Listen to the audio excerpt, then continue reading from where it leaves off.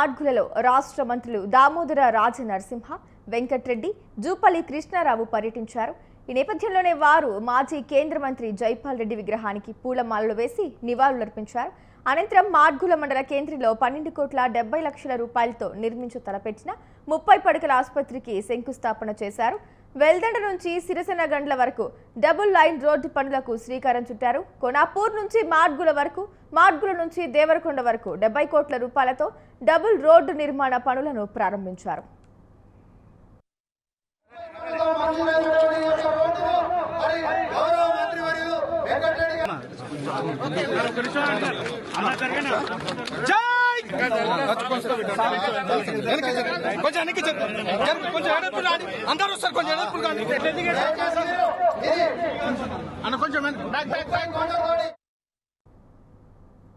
జంట నగరాల్లో ఆషాఢమాస బోనాలు అంగరంగ వైభవంగా జరుగుతున్నాయని మంత్రి పొన్నం ప్రభాకర్ అన్నారు. సికింద్రాబాద్ ఉజ్జయిని మహంకాళి అమ్మవారి ఆలయంలో గవర్నర్ జిష్ణుదేవ్ వర్మ దంపతులకు ఘన స్వాగతం పలికారు. మంత్రి పొన్నం ప్రభాకర్ అమ్మవారికి బోనం సమర్పించి పట్టు వస్త్రాలను సమర్పించారు. ఆలయం వద్ద ఎలాంటి ఘటనలు జరగకుండా అన్ని ఏర్పాట్లు చేశామని తెలిపారు. త్రాగునీటి సమస్య, ఇల్లు లేని వాళ్ళకి ఇల్లు ఇవ్వాలి. మీ అందరు ఇయ్యాల సంతోషంగా పెద్దవాడికే పరిమితమైనటువంటి సన్న బియ్యం భోజనం హైదరాబాద్లో ప్రతి ఒక్కరికి వస్తూ ఉంది. 200 యూనిట్ల కరెంటు ఫ్రీ, 200 లోపల కాల్చుకునే వాళ్లకు ఉచితంగా వస్తూ ఉంది. నా అక్క చెల్లెలందరూ దాదాపు 2 ఏళ్ళ ఉచితంగా బస్సు ప్రయాణం ఎక్కడికి వెళ్ళినా బస్సు ప్రయాణం చేస్తూ ఉన్నారు.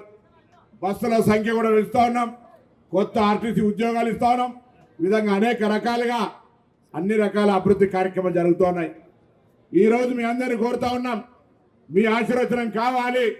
తప్పకుండా హైదరాబాద్ నగర అభివృద్ధి కొరకు కృషి చేస్తున్న ముఖ్యమంత్రి గారు కానీ, మంత్రులు కానీ, మేయర్ గారు కానీ అందరూ కూడా మరొకసారి ఈ నియోజకవర్గంకు సంబంధించి పేదలు జూబ్లీస్ అనుకుంటే చాలా ధనవంతులు నివసించే నియోజకవర్గం అనుకుంటున్నారు.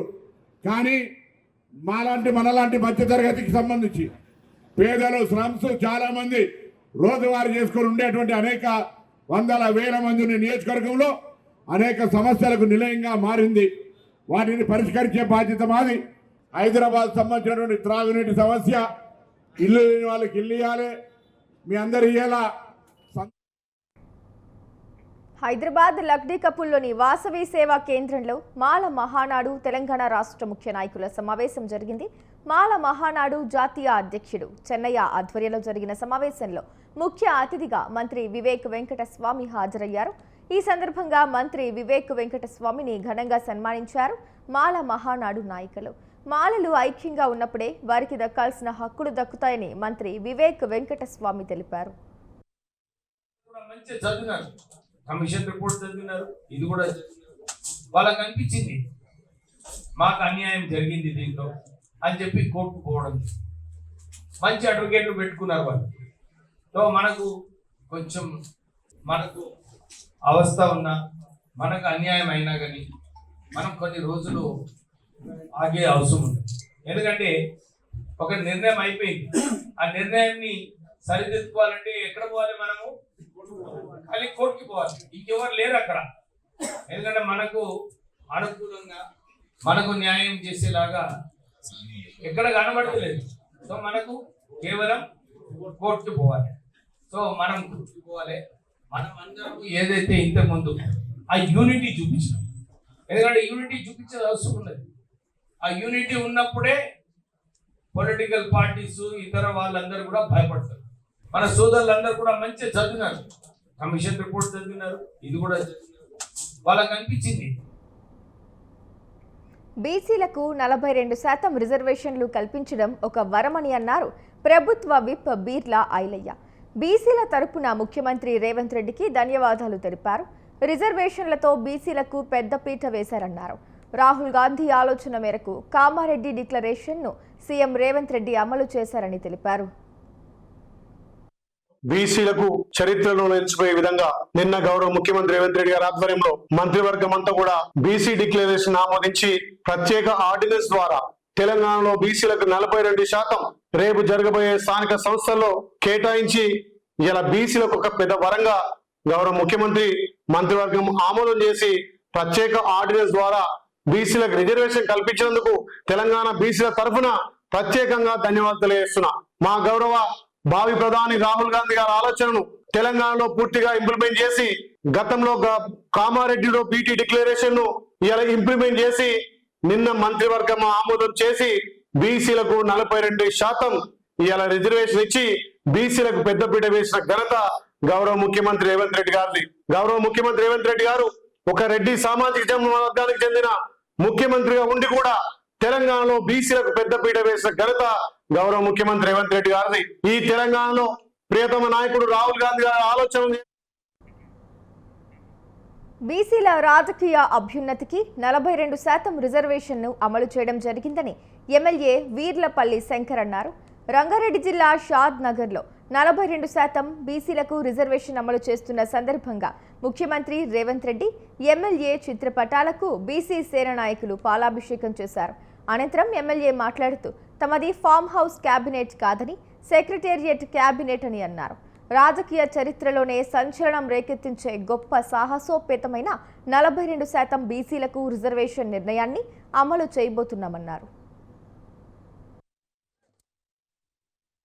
భారతదేశంలో అత్యధిక జనాభా కలిగిన కులాలు బీసీ కులాలు కాబట్టి బీసీ కులాలను ఈ భారతదేశంలో రాజ్యాధికారానికి దూరంగా, విద్యకు దూరంగా, సామాజిక న్యాయానికి దూరంగా ఇలా వివక్షతకు గురి చేసిన కొన్ని పార్టీలు, రాజకీయ పార్టీలు, రాజకీయ నాయకులు ఇవాళ కొందరు పోరాటం రాష్ట్రంలో అయితేమి దేశంలో అయితేమేమి 40 సంవత్సరాల నుంచి కూడా మన బీసీ నాయకుడు, అట్టడు వర్గాల నాయకుడు ఆర్ కృష్ణన్న పోరాటం, జాజుల శ్రీనివాస్ పోరాటం, ఎస్సీలకైతే మందకృష్ణ పోరాటం, ఈ యొక్క పోరాటాలన్నీ కూడా సామాజిక న్యాయం గురించే పోరాటాలు వచ్చినాయి. కాబట్టి ఈ పోరాటాలు నిజమైనయని తెలిసి ఇలా రాహుల్ గాంధీ గారు అధికారమే ముఖ్యం కాదు, ఈ దేశంలో బడుగు బలైన వర్గాలను ఆర్థికంగా, రాజకీయంగా.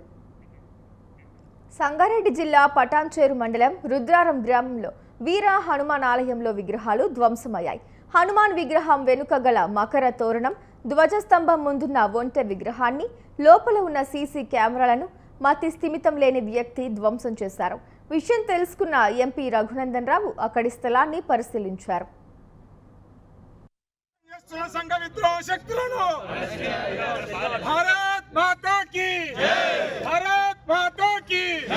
హిందూ దేవాలయాలను ధ్వంసం చేస్తున్న సంఘ విద్రోహ శక్తులను, హిందూ దేవాలయాలను ధ్వంసం చేస్తున్న సంఘ విద్రోహ శక్తులను, హిందూ దేవాలయాలను ధ్వంసం చేస్తున్న సంఘ విద్రోహ శక్తులను, హిందూ దేవాలయాలను.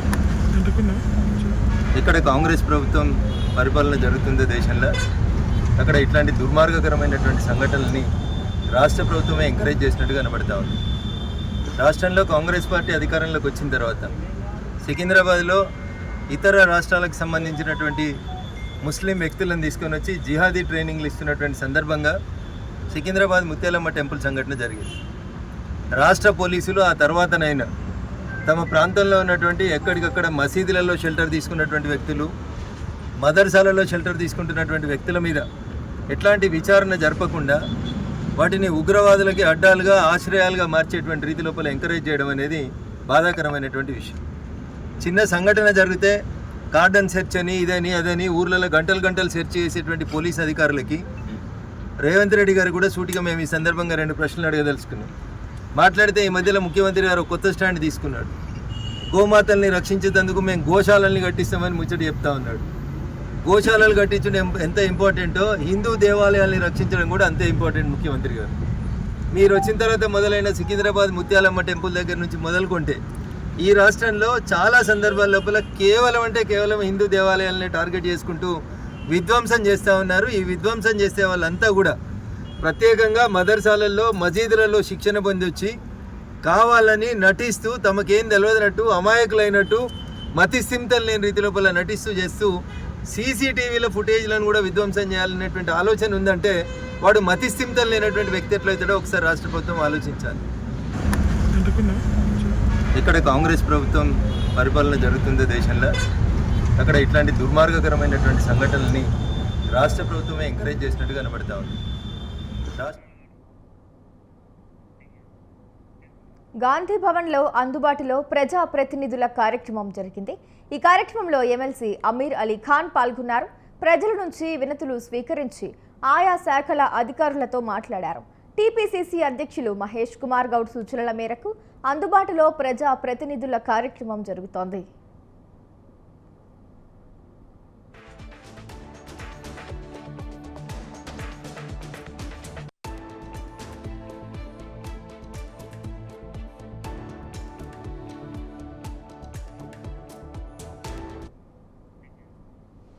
సంగారెడ్డి జిల్లా బీరంగూడలో పటాన్చెరు నియోజకవర్గం కాంగ్రెస్ ముఖ్య కార్యకర్తల సమావేశం జరిగింది.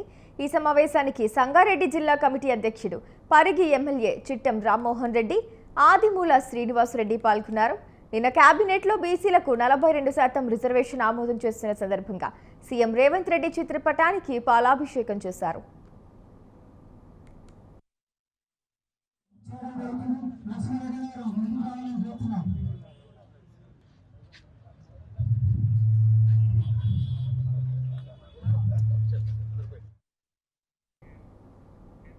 హైదరాబాద్లో 5 రూపాయల భోజన పథకాన్ని విస్తరించాలని ప్లాన్ చేసింది రాష్ట్ర ప్రభుత్వం. ఇప్పటి వరకు మధ్యాహ్న భోజనం మాత్రమే అందిస్తుండగా దాంతోపాటు ఉదయం పూట టిఫిన్స్ అందించేందుకు ప్రణాళికలు సిద్ధం చేసింది జీహెచ్ఎంసీ. 5 రూపాయల భోజన కేంద్రాల పేరును ఇందిరమ్మ క్యాంటీన్లుగా మారుస్తూ నిర్ణయం తీసుకోవడంతో పాటు అక్కడికి వచ్చే వారికి సదుపాయాలను కల్పించేలా చర్యలు తీసుకుంటోంది జీహెచ్ఎంసీ.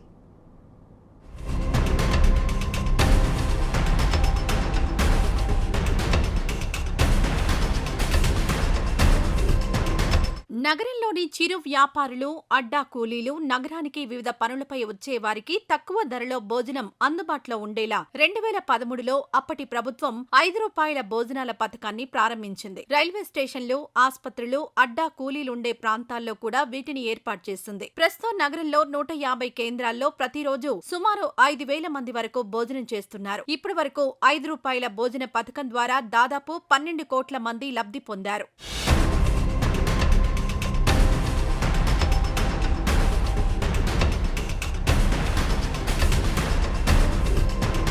జీహెచ్ఎంసీ పరిధిలో ప్రతి భోజనానికి 29 రూపాయల 83 పైసలు ఖర్చు చేస్తుండగా జీహెచ్ఎంసీ వాటా 24 రూపాయలు చెల్లిస్తోంది. ప్రతి ఏటా జీహెచ్ఎంసీ ఇందుకోసం సరాసరిగా 15 కోట్లు ఖర్చు చేస్తోంది. తాజాగా ముఖ్యమంత్రి రేవంత్ రెడ్డి 5 రూపాయల భోజన పథకాన్ని విస్తరించేందుకు మధ్యాహ్న భోజనంతో పాటు ఉదయం పూట టిఫిన్లను కూడా అందించేందుకు సిద్ధమయ్యారు. ఇక నుంచి ఈ కేంద్రాలను ఇందిరమ్మ క్యాంటీన్లుగా పేరు మార్చాలని ప్రభుత్వం నిర్ణయించడంతో అందుకు తగ్గట్టుగా జీహెచ్ఎంసీ స్టాండింగ్ కమిటీ తీర్మానం చేసింది.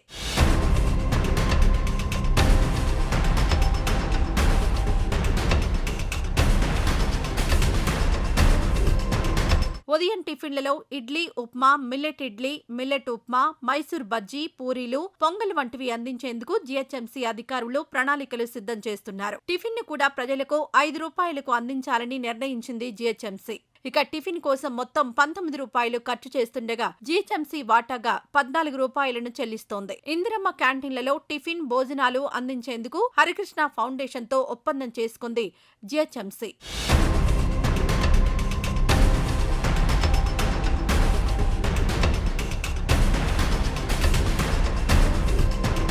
ఇప్పటి వరకు ఉన్న 5 రూపాయల భోజనం కియోస్క్లను సరికొత్తగా రూపొందిస్తున్నారు అధికారులు. అక్కడికొచ్చిన పబ్లిక్ కూర్చుని తినేలా ఏర్పాటు చేస్తున్నారు. ఎండలు, వర్షాలు వచ్చినా కూడా కియోస్క్ లో కూర్చునేందుకు ఏర్పాట్లు చేస్తున్నారు. 40 ఫీట్ల పొడవు, 10 ఫీట్ల వెడల్పు ఒక మోడల్, 20 ఫీట్ల పొడవు, 10 ఫీట్ల వెడల్పుతో మరో మోడల్ను రూపొందించారు. వీలైనంత తొందరగా ఇందిరమ్మ క్యాంటీన్లను సీఎం రేవంత్ రెడ్డితో ప్రారంభించేందుకు సిద్ధమయ్యారు జీహెచ్ఎంసీ అధికారులు.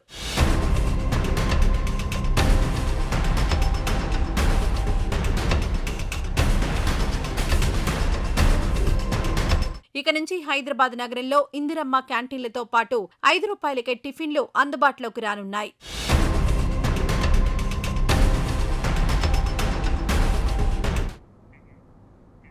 వికారాబాద్ జిల్లా పూడూరు మండలం మన్నేగూడ వద్ద చేవెళ్ల ఎంపీ కొండా విశ్వేశ్వరరెడ్డి ఫ్రస్ట్రేషన్ అయిన వీడియో ఒకటి వైరల్గా మారింది.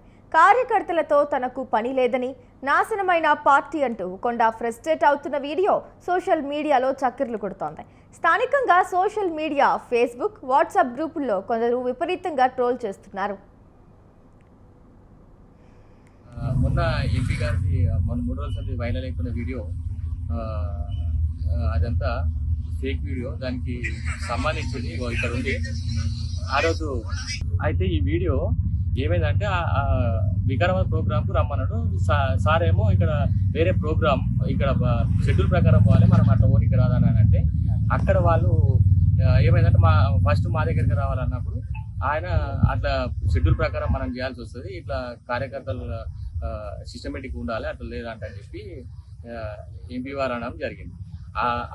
ఆ దాన్ని ట్రోల్ చేసి ఈ కాంగ్రెస్ కానీ టీఆర్ఎస్ వాళ్ళు కానీ దాన్ని ఉల్ట ప్రచారం చేసి వీళ్ళకు ఏమవుతుందంటే ఎంపీ వచ్చినప్పటి జూబ్లీహిల్స్ నియోజకవర్గంలోని 6వ డివిజన్ సంబంధించి అమ్మవారు దేవాలయాలకు ఆషాఢ బోనాల మహోత్సవాల సందర్భంగా 95 దేవస్థానాలకు 50,32,100 రూపాయలు నిధులు మంజూరయ్యాయి.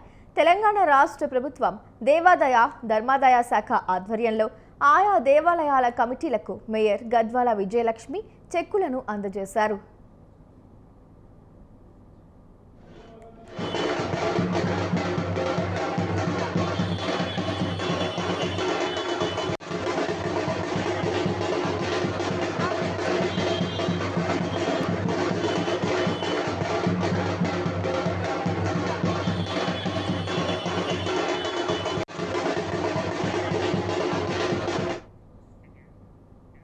దేశ భవిష్యత్తు దిశను మార్చేది విద్యనే అని వికారాబాద్ జిల్లా కలెక్టర్ ప్రతీక్ జైన్ అన్నారు. పట్టణంలోని శివరెడ్డిపేటలోని మైనార్టీ రెసిడెన్షియల్ కళాశాలలో రాష్ట్ర స్థాయిలో అత్యుత్తమ ప్రతిభ కనపరిచిన విద్యార్థినులకు సన్మాన కార్యక్రమం నిర్వహించారు. ఈ కార్యక్రమానికి హాజరైన కలెక్టర్ ప్రతీక్ జైన్ మాట్లాడుతూ విద్య పట్ల సానుకూల శక్తితో ముందుకు వెళ్తూ ఉన్నత శిఖరాలను అధిరోహించాలన్నారు. Especially the teachers, principal garu, everybody maintains that kind of environment, positive energy है स्कूल में. आप सभी के पेरेंट्स को भी हार्दिक बधाइयाँ और शुभकामनाएं. आपने अपनी बच्चियों को एक गवर्नमेंट इंस्टीट्यूट में डाला, आपने हमारे ऊपर रिस्पॉन्सिबिलिटी समझ कर डाला और आप देखिए आपकी बच्चियाँ आज कितना अच्छा इंग्लिश खानी, तेलुगु खानी. हर्षिता तबागा मार हर्षिता की स्पीच सुन के लगा कि मैं भी अच्छी तेलुगु बोलूं और इतनी स्पष्टता के साथ बोल पाऊँ. आई रियली लुक फॉरवर्ड कि हर्षिता भी हमारी क्लासेस ले पाए. आप सभी पढ़ते रहिए. आपने चींटियों को देखा होगा, चींटी एक झुंड बनाकर चलती रहती है. पहली चींटी को ज़रूर कुछ तकलीफ होती होगी, प्रॉब्लम आती होगी, बीच में अड़चने आती होंगी, बट हमारे जो बच्चे निकल गए हैं. స్థానిక సంస్థల్లో బీసీ రిజర్వేషన్లను 42% పెంచడానికి ఆర్డినెన్స్ తీసుకొచ్చిన రాష్ట్ర ప్రభుత్వానికి పార్లమెంట్ సభ్యులు ఆర్ కృష్ణయ్య హర్షం వ్యక్తం చేశారు. హైదరాబాద్ ప్రెస్ క్లబ్లో ఏర్పాటు చేసిన సమావేశంలో ఆయన మాట్లాడుతూ బీసీలు గత ఎన్నో ఏళ్లుగా బీసీ రిజర్వేషన్లపై పోరాటం చేయడంతో ఈ విజయాన్ని సాధించామని అన్నారు. 42% రిజర్వేషన్లు అమలయ్యే వరకు రాష్ట్ర ప్రభుత్వం చిత్తశుద్ధితో ప్రత్యేక శ్రద్ధ తీసుకోవాలని విజ్ఞప్తి చేశారు. అధికారం ప్రకారం రిజర్వేషన్లు పెట్టాలని చెప్పి మనం చాలా పెద్ద ఎత్తున ఒత్తిళ్లు, ధర్నాలు, రౌండ్ టేబుల్ కాన్ఫరెన్స్లు, అనేక సంఘాలు, అనేక పార్టీలు కూడా మనకు మద్దతు ఇచ్చాయి. అసెంబ్లీ లోపల అన్ని పార్టీలు కూడా బీసీ బిల్లుకు మద్దతు ఇచ్చాయి. ఆ తర్వాత పాస్ కూడా అయిపోయింది. అయితే ప్రభుత్వం కేంద్రం 9వ షెడ్యూల్ అని చెప్పింది. 9వ షెడ్యూల్లో పెట్టింది ఇప్పుడు రాదు. ఇది స్టేజ్ కాదు. ఇప్పుడు ఫస్ట్ స్టేజ్ ఏంటిది? రాజ్యాంగంలో 243 DR ప్రకారం, D6 ప్రకారం రాష్ట్ర ప్రభుత్వం ఆర్డినెన్స్ జీవో తీసి ఎన్నికలకు పోవాలి. ఎన్నికలకు పోతే అప్పుడు కోర్టులు కొట్టేస్తే, సుప్రీంకోర్టు కొట్టేస్తే అప్పుడు మనం రాజ్యాంగం సవరణ, రాజ్యాంగం 9th షెడ్యూలా, రాజ్యాంగాన్ని సవరించడమా, సపరేట్ ప్రత్యేకమైన ఆర్టికల్ పెట్టడమా, జనాభా ప్రకారం రిజర్వేషన్లు పెట్టడమా, అది ప్రస్తావనకు వస్తుంది. ఈ స్టేజ్లో కాదని మనం చాలా ప్రభుత్వం మీద ఒత్తిడి పెంచినప్పుడు ప్రభుత్వం కన్విన్స్ అయ్యింది. నిజమే, రాజ్యాంగం ప్రకారం 243.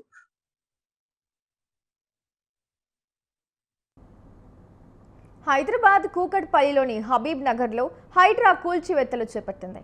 నాలా ఆక్రమించి చేపట్టిన నిర్మాణాలను అధికారులు తొలగించారు. పోలీస్ బందోబస్తు మధ్య కూల్చివేతలు చేపట్టారు.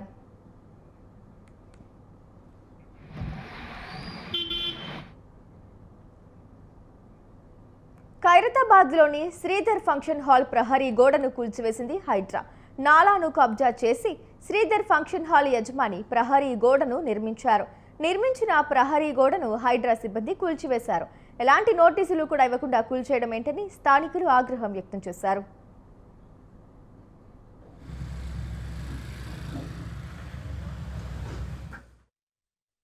మాట్లాడమని చెప్పింది కానీ మాకు కనీసం నోటీస్ చేయలే. మీ ప్రాబ్లం ఏందో మాకు చెప్పలే.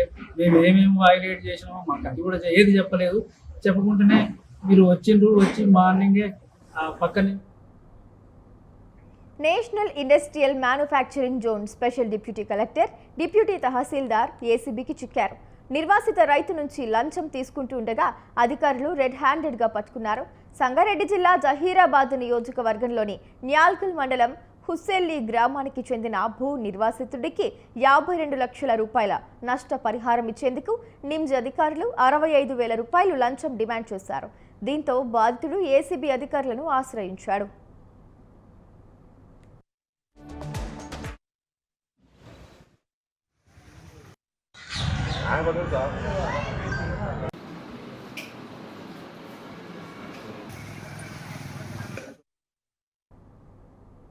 గచ్చిబౌలి మహిళా పోలీస్ స్టేషన్లో ఏసీబీ సోదాలు నిర్వహించారు. మహిళా పోలీస్ స్టేషన్లో పనిచేస్తున్న ఎస్ఐ వేణుగోపాల్ ఓ కుటుంబ కలహాల నేపథ్యంలో లంచం డిమాండ్ చేశారు.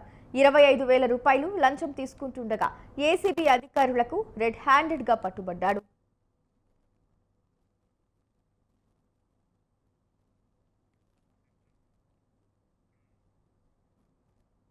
రంగారెడ్డి జిల్లాలో అంతర్రాష్ట్ర గంజా ముఠాను పట్టుకున్నారు ఎస్ఓటీ పోలీసులు. ఒరిస్సా నుంచి విశాఖ మీదుగా పూణేకు గంజాయిని తరలిస్తున్న 5గురిని పట్టుకున్నారు. అందులో మహిళ కూడా ఉన్నారు. నిందితుల నుంచి 2 కార్లు, 60 లక్షల విలువ చేసే 108 కేజీల గంజాయి, 6 సెల్ ఫోన్లను స్వాధీనం చేసుకున్నామని తెలిపారు.